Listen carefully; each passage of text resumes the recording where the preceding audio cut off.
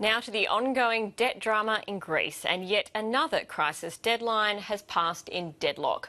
Athens and its paymasters were unable to find an agreement at a supple summit in Brussels overnight. Default is now just days away, with a payment of €1.6 billion due on Tuesday.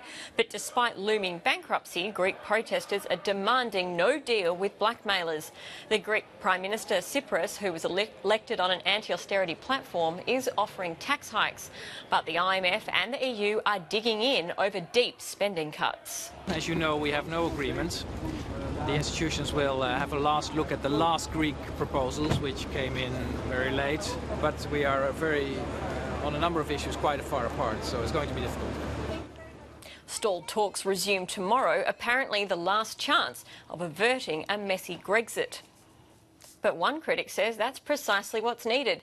Dr. Oliver Hartwich says the only way forward is to allow Athens to default on its debts and leave the Eurozone. He's the Executive Director of public policy think tank, the New Zealand Initiative, and I spoke to him earlier. Dr. Oliver Hartwich, thanks for joining the program. Great to be with you. What's the most likely outcome to this weekend's meeting?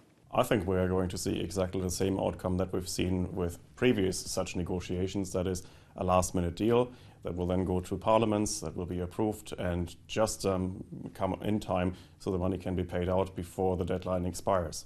So will we see ourselves back here again in a year's time?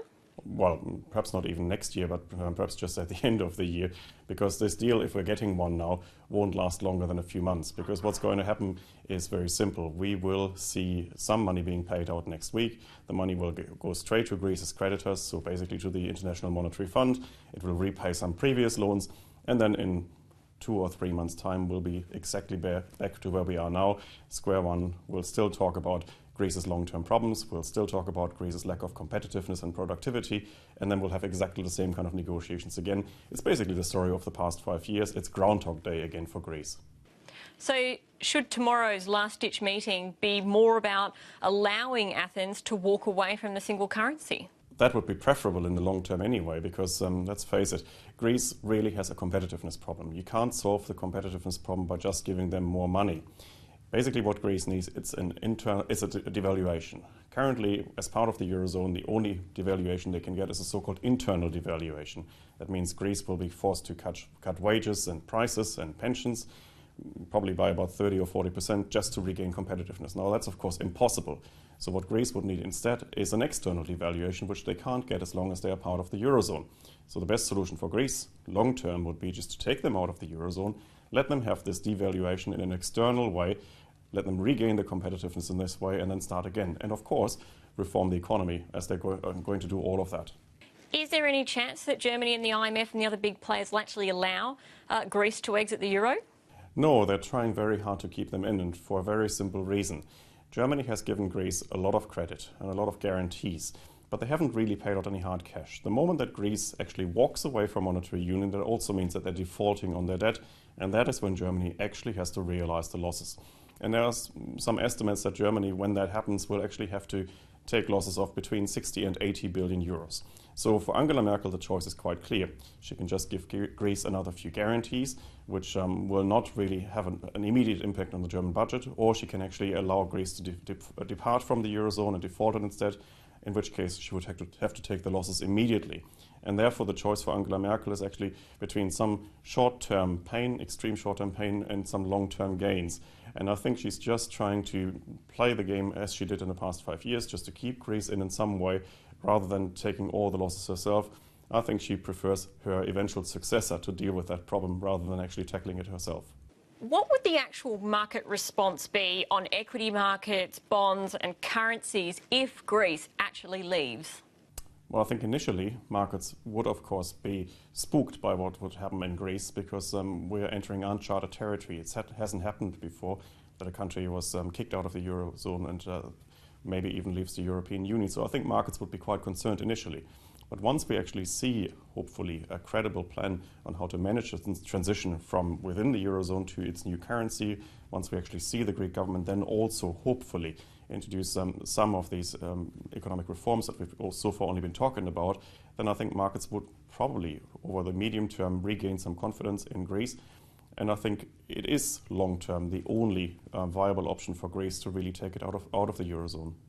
So the dire predictions of contagion if Greece leaves the Eurozone are correct? Well, I think there is not the immediate threat of contagion that we had maybe 4 or 5 years ago. I don't think if Greece really departs from the Eurozone and defaults on a debt, we would see an immediate consequence for, say, Portugal or Italy. What we would see, though, is we would see a changed nature of European monetary union, because markets would realize that it's actually not a union if countries can depart from it. It is more like a fixed exchange rate mechanism. And that means that market participants will be able to speculate against individual members of the Eurozone in the future. So we would see something like what happened to Britain in the early 1990s when they were kicked out of the European exchange rate mechanism. That would then happen to Europe's monetary union as well, once markets realize that this monetary union is not meant forever and that you can actually take countries out. Do you think any countries will follow a Greece exit? Well, it depends on how Greece goes. If, say, you take Greece out of the Eurozone, and of course immediately this would be quite painful for Greece and for the Greeks. But long term, Greece would have a chance to recover.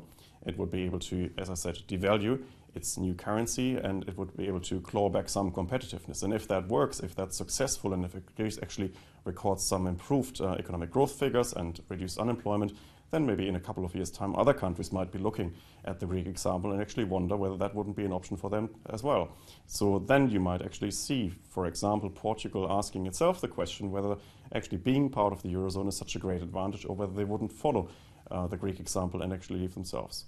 Is there any merit to the anti-austerity, the mandate that the Greek government has gone for? Well, I think in the long run what Greece needs is growth.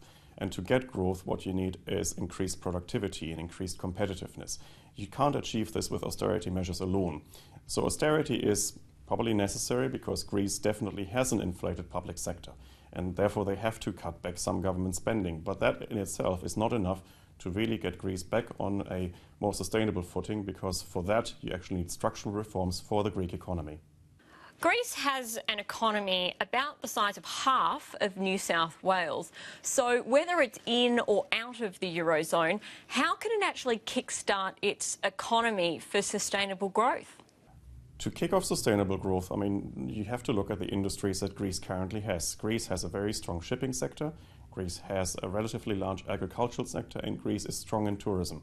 To really get more competitiveness into all of these sectors, what Greece needs is a devaluation. They could get the devaluation outside the Eurozone, which would then mean that more tourists would actually spend their holidays in Greece rather than in Turkey or Bulgaria. But for that to happen, of course, you need to make Greece cost competitive, and at the moment it isn't.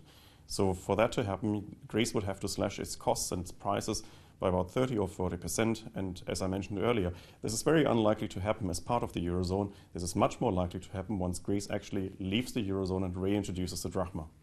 Dr. Oliver Hartwich, thank you very much for your time. Thank you.